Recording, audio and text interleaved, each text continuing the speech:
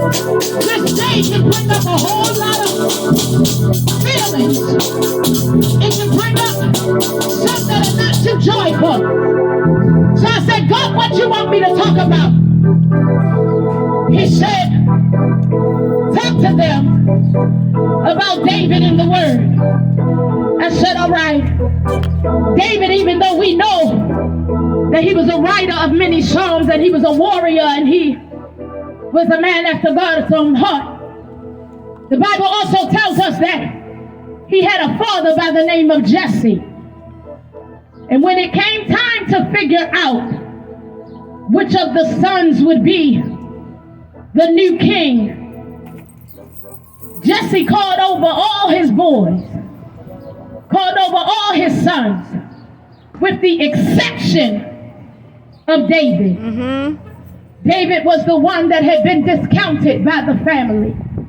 David was the one who, even though he was the shepherd boy, he was the one that was outside amongst the animals. He was the one who was outside handling business that the others didn't want to tend to. But when it came time for elevation to take place, he was the last one that was considered.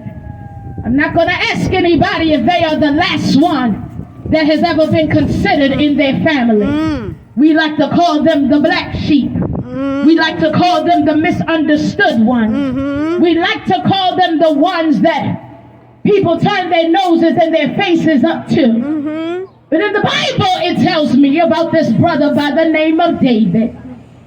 And so when his parents had forsaken him and when everyone had gone on about their business, he found himself in a place where he wrote one of the most prolific and one of the most quoted psalms in history. That is the 23rd Psalm. And so I looked at it and he said, that is the model, Tanya, for what fathers should be. And so when I looked at it, I said, all right. He said, go ahead and walk it a little bit. I said, all right, I will do just that.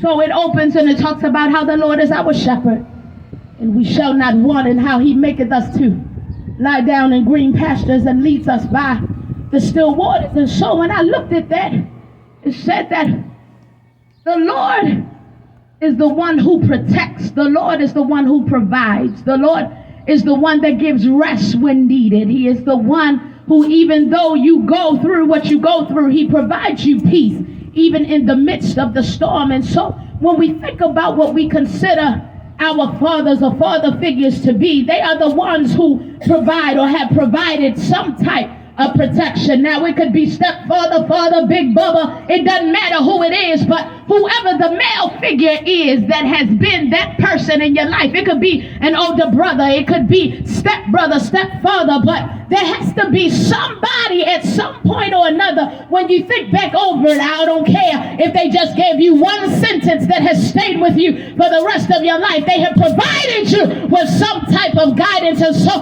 when we think and we look back at this particular psalm, it says, he makes me to lie down. He gives me rest when I'm doing just a tad bit too much. Have you ever been in a place and in a season in your life where you find yourself doing a tad bit too much? You find yourself doing so much that the things that you try to do end up crisscrossing each other. And when you go to do A, you end up finding yourself in the middle of C, forgetting all about B. And sometimes God has to reach down within your spirit and provide you with the peace of mind that you need to say, no, not that. Right. Not yet. Right. Go back and finish this. That's what a good leader, that's what a good father, that's what a good protector does.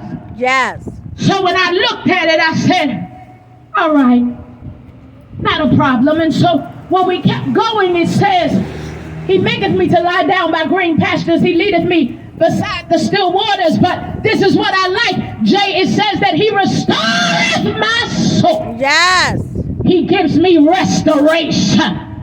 I don't know about nobody else, but in the past couple of years, it's been almost like you've been beat down in your spirit, beat down physically, beat down with your health, beat down in your mind. And so there is a place that you can go that will provide you with the peace that you need, that will provide you with the restoration that is necessary to go on just a little while longer. The Bible. Yes.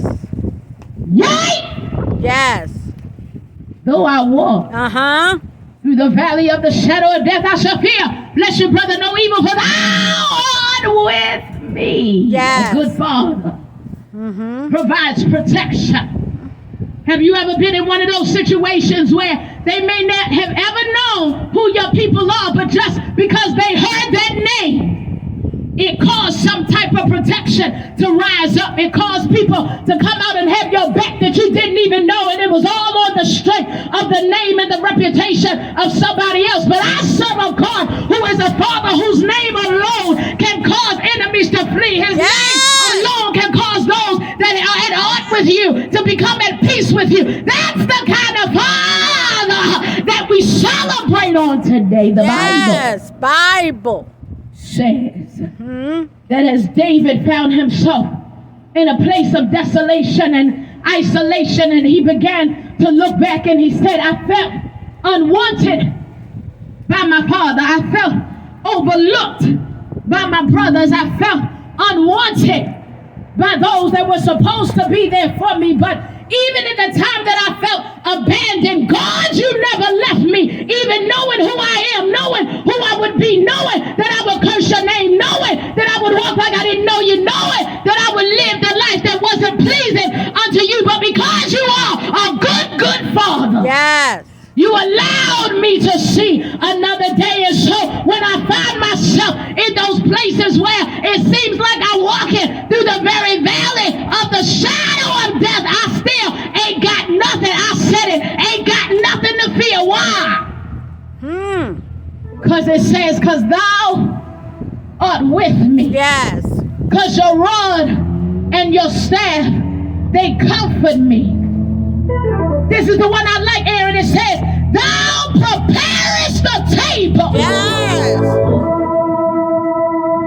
It said, thou preparest a table. Yes. It said, thou, I felt that right hand, thou preparest a table. Yes. In the very presence of mine enemy. Thou anointest my head with oil. Yes. He allows my cup to run over. What you mean he anoints your head with oil? He provides a blessing over my life. He provides a blessing over my life. He provides something that I can pass on to somebody else over my life of ours.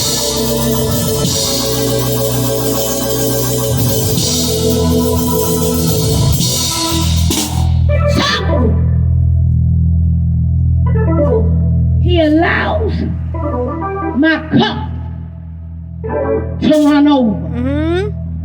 What do you mean? It means when I look like I'm down to my last dime, he allows something to show up. He makes provision for me.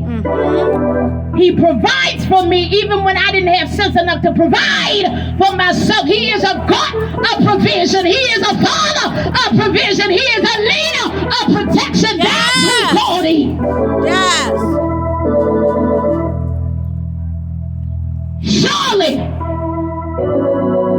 goodness and mercy shall follow me. What you mean, David? How is it going to follow you, David? How is it going to follow you? Yeah, I was a murderer, but his goodness and his mercy still followed me.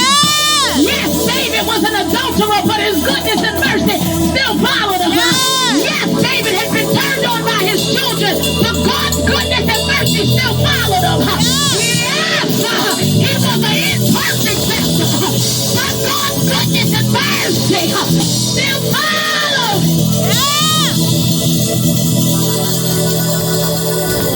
So what you saying, Pastor?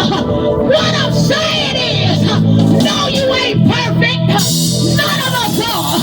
Then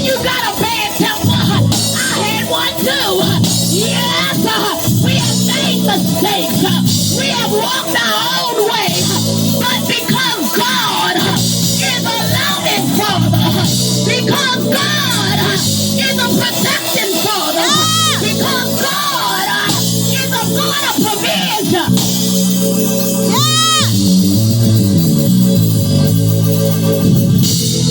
He didn't allow us to receive what we should have received. He didn't allow the world to deal with us the way it should have dealt with us. Right. But because He's the type of God that looks beyond our faults and still provides our needs.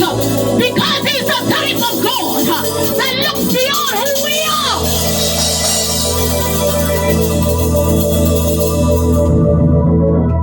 That's why we stand out here today, giving Him glory, giving Him praise, and saying thank you. Yes. We recognize, God, that on this day you are